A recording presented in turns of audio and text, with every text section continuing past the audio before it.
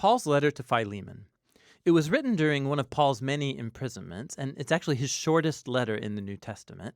But don't let its size trick you. It's actually one of the most explosive things that Paul ever wrote. Here's the backstory that we can piece together from details within the letter. Philemon was a well-to-do Roman citizen from Colossae who likely met Paul during his mission in Ephesus, and he became a follower of Jesus. Then later, when Paul's co-worker Epaphras started a Jesus community in Colossae, Philemon became a leader of a church that met in his house. Now, Philemon, like all household patriarchs in the Roman world, owned slaves, one of whom was named Onesimus. And at some point, these two had a serious conflict. Onesimus wronged Philemon in some way. Maybe it was theft, or maybe he cheated him. We don't exactly know. But afterwards, Onesimus ran away.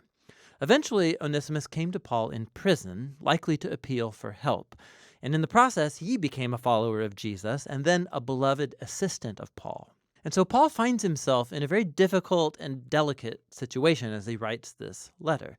He's going to ask Philemon not just to forgive Onesimus and receive him back, but to embrace him as a brother in the Messiah and no longer as a slave. Here's how he does it.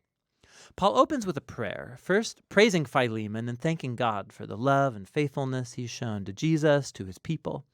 And he then paves the way for his request with this line: I pray that the partnership that springs from your faith may effectively lead you to recognize all the good things at work in us, leading us into the Messiah.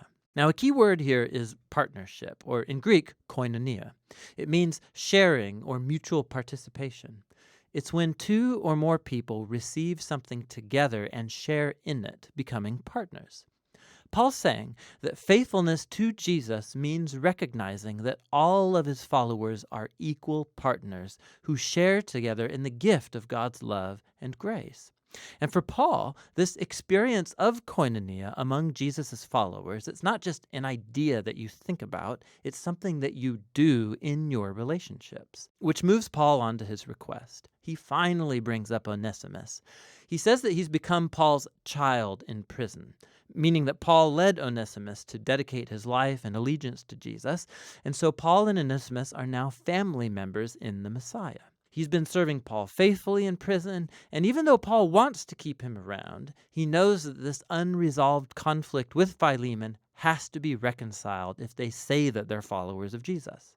Which moves Paul on to his bold request, that Philemon receive Onesimus back, no longer as a slave, but as more than a slave, as a beloved brother in the Lord. Now, this is a really tall order. Under Roman law, Philemon had every legal right to have Onesimus punished or put in prison, and Paul's not only asking him to forgive Onesimus, but to welcome back his former slave into Colossae as a social equal, as a family member. This is way more than kindness. This is unheard of. It's freeing a slave and then treating them like a family member. It upsets the status quo of the Roman social order. Why should Philemon do such a thing? And here Paul pulls a brilliant move. He recalls that key word from the opening prayer. He says, if you're truly a partner with me, it's that Greek word koinonia again, then welcome Onesimus as if he were me. And if he's wronged you or owes you anything, charge it to me and I will repay it. So in this request, we see the heart of Paul's gospel message being acted out. It's first of all about reconciliation. It's just like he told the Corinthians. In the Messiah, God was reconciling the world to himself, not counting people's sins against them. So in this situation, Paul is putting himself in the place of Jesus. He will absorb the consequences of Onesimus' wrongdoing. He will pay the cost so that he can be reconciled to Philemon. But Paul's message was about more than just a legal transaction. It's also about koinonia. Onesimus and Philemon and Paul are all equals before God. They all share the same need for forgiveness. And so the ground is level before the cross, which means that Philemon and Onesimus can no longer relate to each other as master and slave. They're family members. They're brothers in the Messiah. Or as Paul told Philemon and the whole church of Colossae, in God's new family, people are not Greek or Jewish or circumcised or uncircumcised or foreigners or uncivilized or slave or free. but the Messiah is all and is in all people. Paul closes the letter stating his confidence that Philemon will do even more than Paul's requested, and he asks him to prepare a guest room because he wants to visit as soon as he gets out of prison. And then with some final greetings, Paul ends the letter. Paul's letter to Philemon is powerful for many reasons. It's the only letter where Paul doesn't explicitly mention Jesus' death or resurrection, and this is not an oversight. He doesn't need to explain the cross with words because he's demonstrating it through his actions. Paul's embodying here the meaning of the cross. He has made himself the place through which Onesimus and Philemon are reconciled to God and then to each other.